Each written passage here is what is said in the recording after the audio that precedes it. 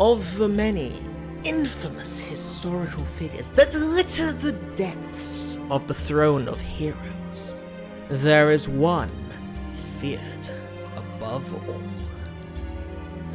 A servant with the power to send shivers down the spine of even the bravest master by only their mere presence. I of course refer to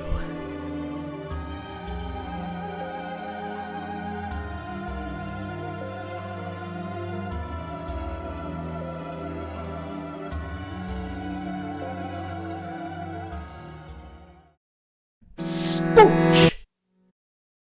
Rare Prism. These terms have often been interchangeable with another, Stheno. But why?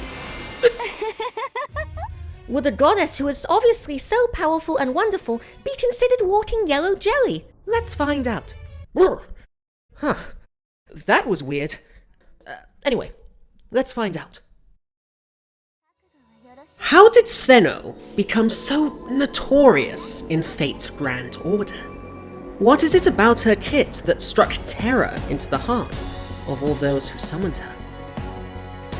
Why is it that she was crowned the undoubted Queen of Spooks? Yet another assassin throwing caster balls at her enemy, Stheno was from the outset an anti-male servant, as exhibited by her noble phantasm, as well as her second skill, Siren Song Rank A, which is a solid one-turn charm skill that affects one male enemy. Her first skill, Vampirism Rank C, is also a fine skill, having a chance to reduce the NP gauge of a single enemy by 1 tick, and providing up to a 27% battery for Stheno herself. And that's about it. You see, Stheno had an issue wherein she was a 4-star servant who only had 2 skills for a whole year! And while each is fine if uninteresting in their own right, neither do a coherent or powerful servant make. But what of her noble phantasm, the one vampirism is dedicated to reaching? Well, it's a Buster NP! That does 0 damage. Smile of the Stheno is the true focus of her anti-male niche, from its initial state, having the potential to instant-kill any male enemy. Except when it came to any male enemy of actual note, it always missed.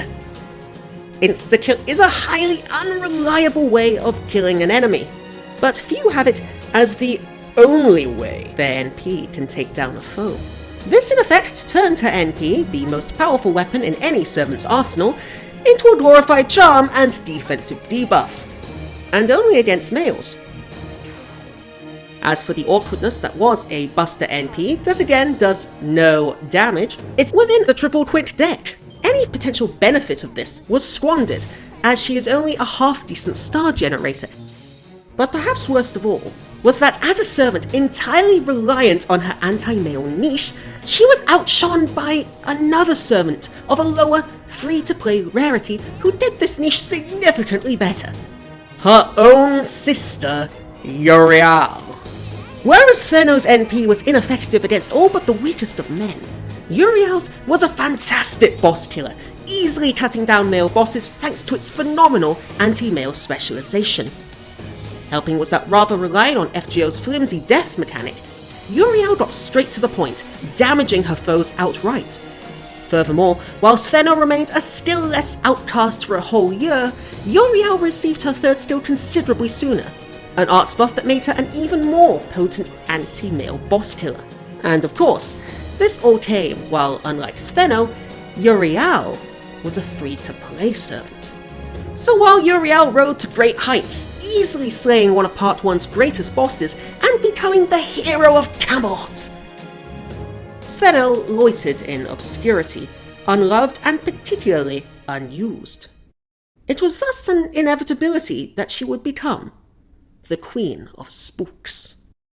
And yet, as abysmal as this sounds, it was perhaps never quite as terrible as it may have seemed. For Stheno's initial kit laid the groundwork for quite possibly one of the most underrated servants in Fate's Grand Order today.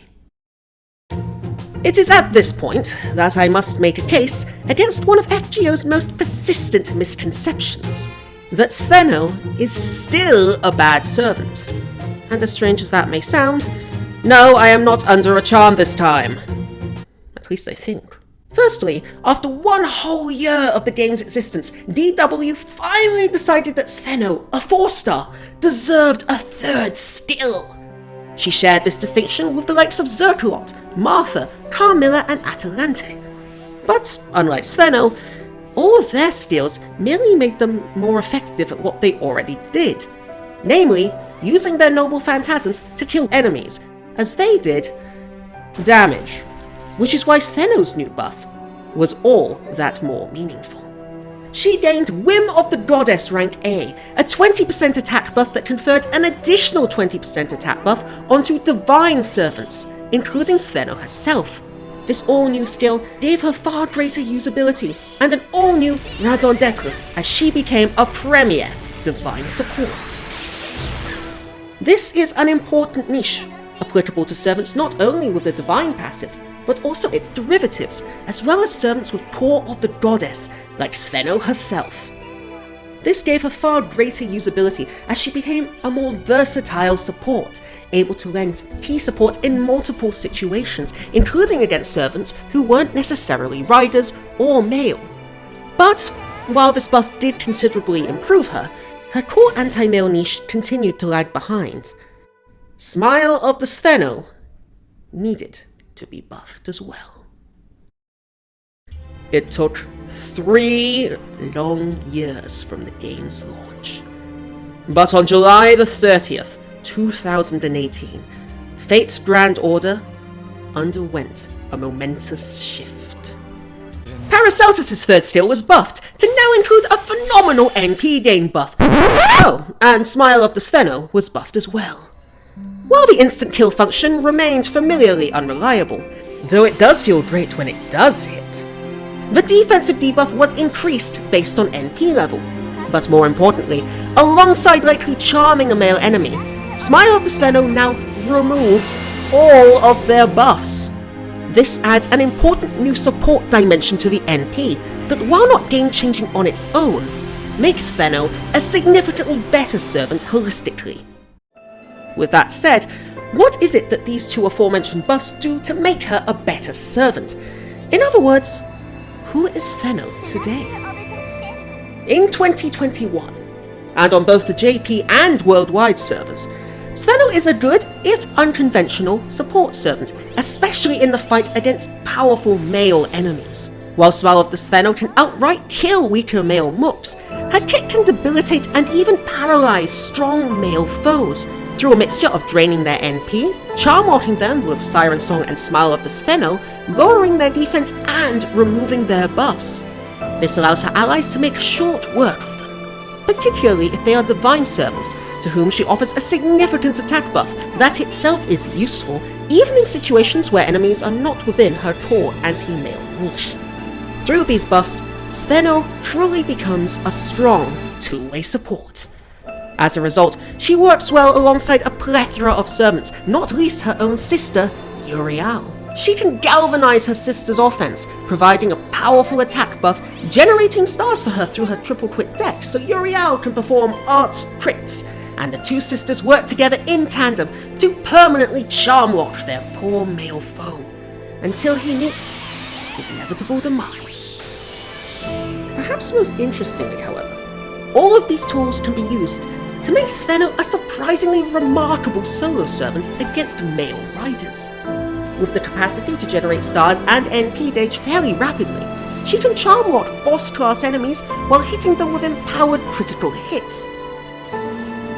Smile of the Stheno's lack of a genuine insta-kill function becomes largely irrelevant, as it instead traps the enemies in a cycle of defensive debuffs, buff removals, and charms, from which they cannot escape. While she is far from being a perfect servant, Stheno has considerably improved since Fate Grand Order's launch. In addition to buffing her anti-male niche to the point that she can act as a legitimate anti-male support, she also functions phenomenally well alongside Divine Servants, offering them an incredible 40% attack buff. When these two niches come together, she is truly a standout servant, and against Rider class male enemies, she can even do this all by herself in solo situations. While yes, many people will still consider her a Spook, it is fair to say that Stheno should no longer be regarded as being on the scrap heap. Is she the best assassin? Absolutely not. But she is a fine servant, and if she comes to your Chaldea, don't feel afraid to try her out. As in the right situation, the smile of the Stheno can help guide you to victory. I've been Seeing, thank you for watching. If you enjoyed, please leave a like, comment and subscribe, and consider checking out some of my other videos, including my recent review of new 3-star servant, Mandracado. I've been Seeing, and thank you for watching.